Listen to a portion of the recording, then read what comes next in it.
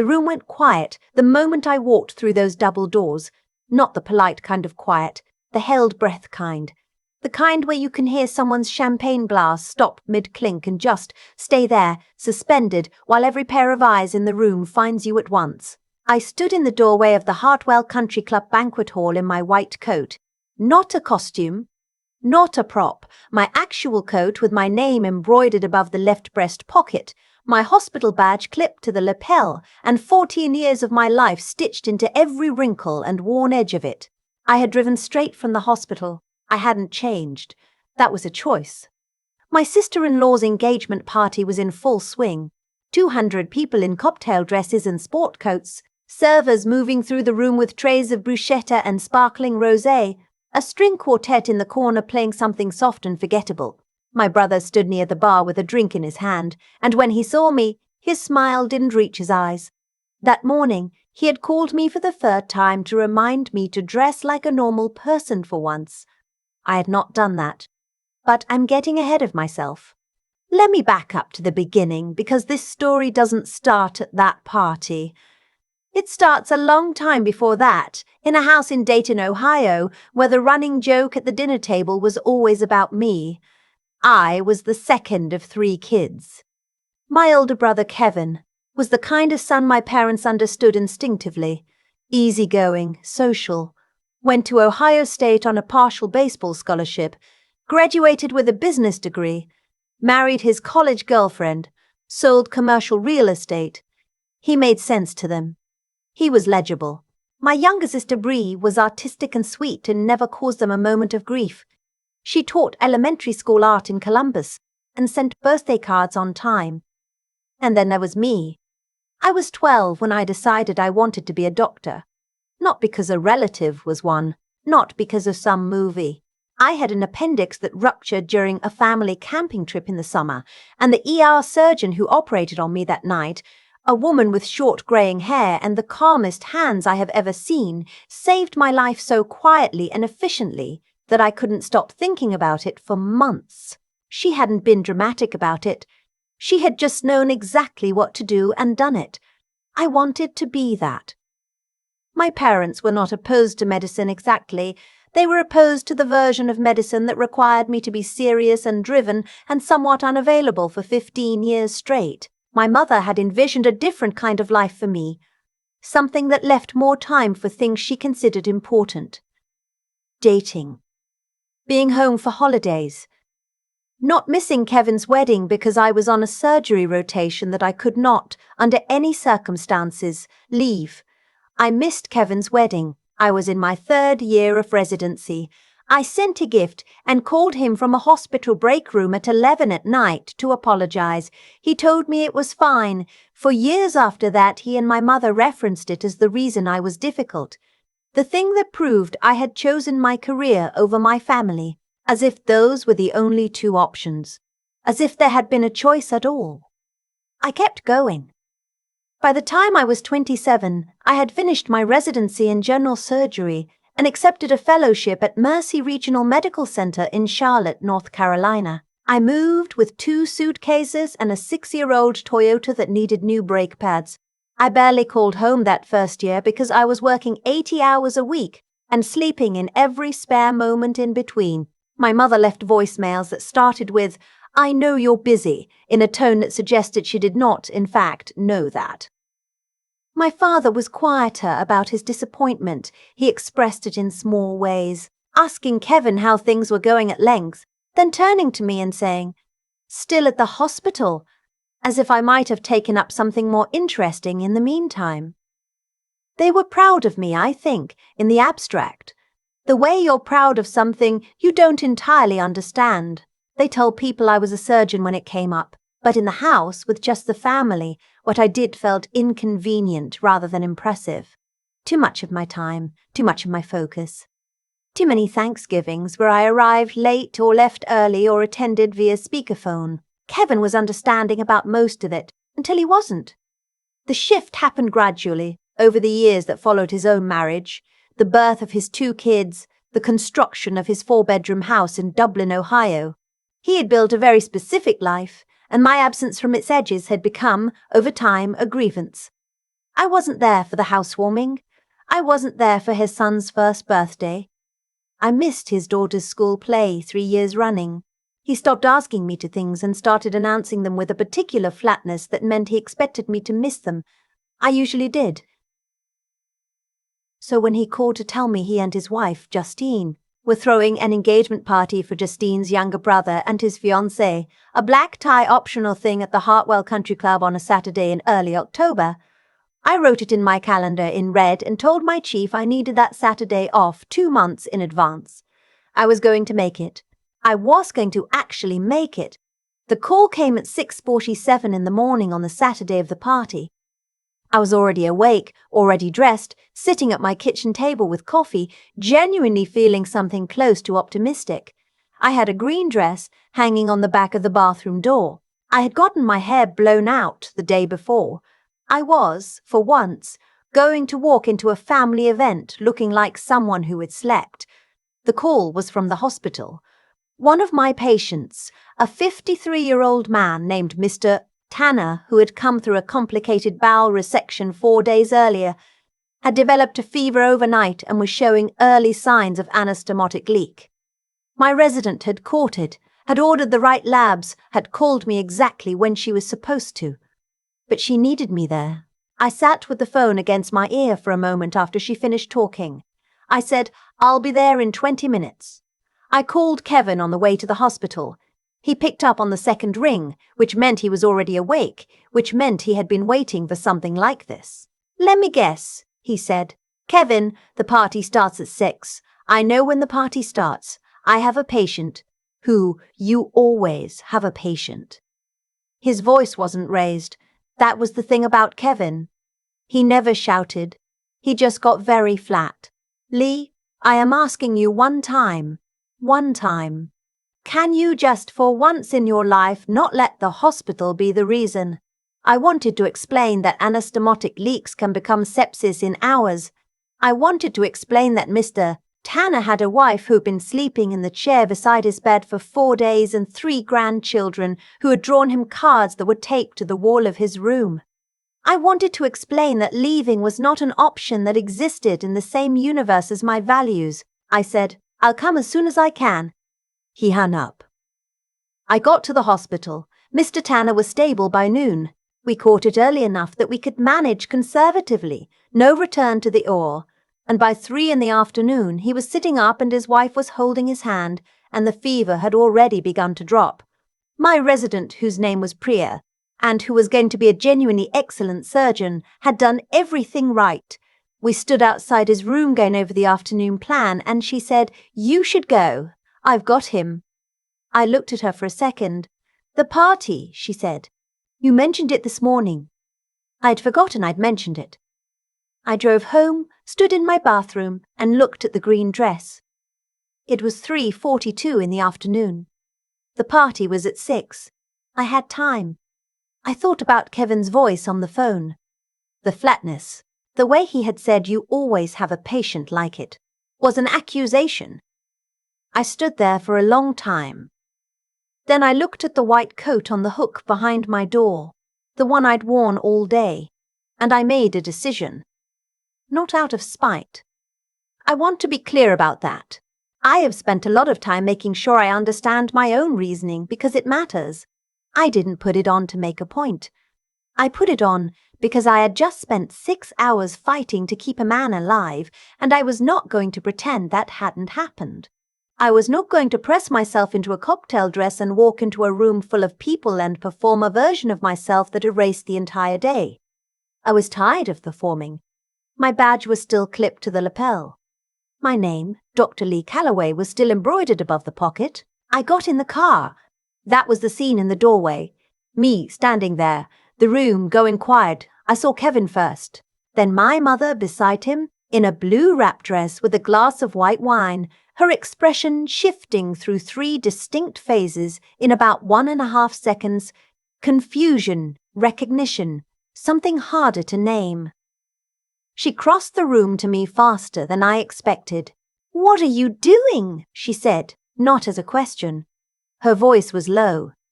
The kind of low that people use when they want to have an argument without appearing to have one. I came, I said. She gestured at me. In that. I came straight from the hospital. I had a patient. She exhaled through her nose. Leigh, this is a formal event. There are people here. Kevin's colleagues, Justine's family. She stopped. You couldn't have just changed. Kevin had materialized at her shoulder. I asked you not to do this, he said.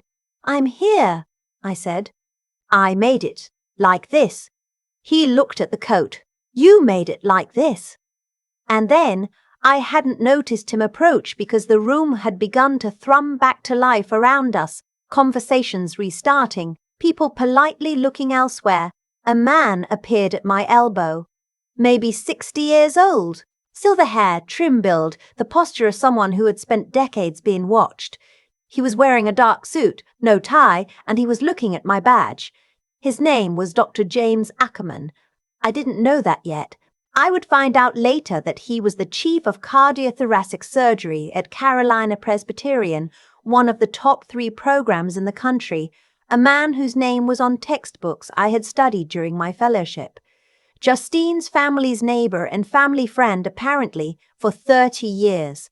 He had known Justine since she was in middle school. He looked at my badge and then at me, and then he smiled. Dr. Calloway, he said, not a question. Mercy Regional. Yes, sir, I said, and something in me went very still. General surgery? Yes. He turned to my mother and Kevin, who were both watching this with the particular frozen attention of people who sense something happening but can't yet identify it. James Ackerman, he said, extending a hand to Kevin. I trained at Mercy Regional 25 years ago. Dr. Calloway, do you know Dr. Patrice Washington? She runs the fellowship program there now. She was my fellowship director, I said. He looked at me for a moment. Patrice doesn't take on fellows who aren't exceptional, he said. Quiet. Direct. The kind of statement that doesn't require emphasis because it has its own weight. She told me once she only picks people who have the thing you can't teach. I didn't know what to say to that. I said, she's an extraordinary surgeon. She is.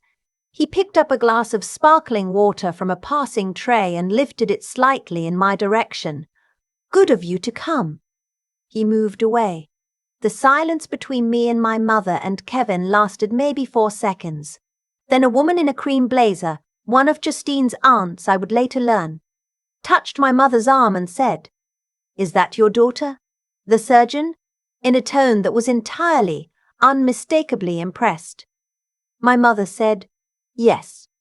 Just that. But her face had changed. The party continued. I did not leave to go change. No one asked me to again. What happened over the course of that evening was not dramatic. There was no single moment where everything reversed. It was quieter than that, and in some ways harder to describe. Dr. Matt Ackerman introduced me to 2 other physicians who were there as family friends of Justine's parents. A cardiologist named Dr. Bryce, who shook my hand and said he had heard about a case study from Mercy Regional involving a complicated repair that he had discussed with his own residents. I had been part of that case. I didn't advertise that, but when he described it, I nodded and he understood. People came to talk to me over the course of the night, not because I sought them out. Because Dr. Tade Ackerman had said something. I don't know exactly what. I was across the room, and after that there was a current of quiet interest that moved through the party like something changing in the weather. Kevin found me near the dessert table around 9 o'clock. He stood next to me for a moment without saying anything. We both looked at the Pettit Falls. Ackerman pulled me aside, he said eventually. I waited. He told me. Kevin stopped, started again. He said Patrice Washington sends maybe 1 fellow a year to the National Surgical Board review. He said you were her pick last year. I hadn't told my family that. Not because I was hiding it. Because I had stopped expecting them to care. Kevin picked up a small chocolate thing and looked at it. I didn't know that, he said. I know, I said. I didn't know any of it, Leigh. He put the chocolate thing down. I knew you worked hard. I knew you were always at the hospital. I just thought, I don't know what I thought. That you were avoiding us. That it was a choice you kept making. It was a choice, I said, just not the one you thought. He nodded slowly. He didn't apologize that night. Kevin has never been someone who apologizes quickly. But he picked up his glass and said, I'm glad you came, and the way he said it was different from anything he had said to me in a very long time. He meant it in a different way than just the words. My mother was harder. She is always harder. She found me near the coat check at the end of the night, when people were beginning to filter out. She looked tired in the way that she gets when she's processing something she hasn't finished processing yet. She looked at my name on the coat one more time. I didn't know about the board review, she said. Mum, let me finish. She pressed her lips together. I didn't know. I don't think I asked. I think I stopped asking because I thought... She paused for a long moment. I thought if you were doing fine, you would have said so. I didn't understand that you were doing more than fine and you were just too exhausted to translate it for us. I looked at her. I think I owe you an apology, she said. Not just for tonight, for a lot of nights. I didn't cry. I'm not someone who cries easily, and I had been awake since 5 that morning and I had nothing left. But I took her hand for a second and she held on, and that was more than we had done in a long time. Mr. Tanner went home 10 days later. His wife sent a card to the hospital addressed to the tall doctor with the dark hair, which the front desk staff found very funny and which they taped to the break room wall. I went home for Thanksgiving that year. I had arranged my schedule 2 months in advance. I sat at the table in Dayton, and my mother had made the stuffing with the sourdough that I had liked since I was a kid. And Kevin and Justine were there with the kids, and Bree came with her new boyfriend who was nervous and kept offering to help clear the dishes. And my father asked me what I was working on, and then actually waited for the answer. Not still at the hospital. Not the half attention I had gotten for years. He asked. He waited. He listened. I talked about Mr. Tanner without using his name because I never do that. But I talked about the case, about catching the leak early, about the decision to manage conservatively versus returning to the OR, about Priya and how sharp she was. My father asked one question and then another, genuine questions, the kind that take a moment to form because you're actually trying to understand something. At one point, Kevin said from across the table, I looked up the board review thing, the national surgical one. There were 42 people selected from the whole country last year. I hadn't known the number. I said, I didn't know that. I did, said Justine matter-of-factly, reaching over to cut her daughter's turkey into smaller pieces without looking up. I Googled it in October. It's 42. Kevin looked at his wife and then at me. She's been Googling your career for 2 months, he said. Justine shrugged. I like to know things. The table laughed. My nephew knocked over his juice. My niece immediately, helpfully, pressed her entire napkin into the spreading puddle. My mother said something half exasperated. My father got up for paper towels. Bree's boyfriend, finally given a task, jumped in to help with obvious relief. And I sat in the middle of all of it, in a regular shirt, nowhere I had to be, and I just stayed there. Kevin calls on Sundays sometimes now. Not every Sunday, maybe twice a month. He asks about work and I ask about his kids. And it's easy in the way that things are when you've stopped performing for each other. Last spring, he drove down to Charlotte with his son for a weekend. The kid is obsessed with how things work and wanted to see the hospital. So I arranged a brief tour with one of the pediatric nurses who does those for school groups. Kevin stood in the hallway watching his son press his face against the window of the simulation lab, watching the medical students practice, and he turned to me and said, "This is actually incredible. The whole thing." I said, "Yeah, it is," he said. "I'm sorry I didn't see it sooner." That was the apology. 14 months after the party. standing in a hospital corridor on a Saturday morning. Kevin with his hands in his jacket pockets, his son's nose against a window. I told him it was okay. It mostly was. The work continues. It always continues. Some weeks I am here until 10 at night and I eat hospital cafeteria food, standing over a sink, and I fall asleep on my couch with my shoes still on. Some weeks I get home at a reasonable hour and I cook an actual meal and sit at my kitchen table where the window looks out over the neighborhood, and I can hear kids outside and the particular sound of a summer evening winding down. Those weeks, I sometimes think about the ER surgeon from the camping trip, the one with the calm hands, the one who saved my life, and then walked out to the waiting room to explain to my parents what had happened in the simplest, most honest terms she could find. I wonder sometimes if she knew in the aftermath of that night what she had set in motion in the 12-year-old in the bed. Probably not. Probably she went home and slept and came back the next day and did it again, because that is what you do. That is what we do. The petit fours at that party, by the way, were excellent. Kevin told me later that Justine had been very specific about the pastry caterer, had done what he called a concerning amount of research. I told him that sounded like someone with good priorities. He said he was starting to think so too.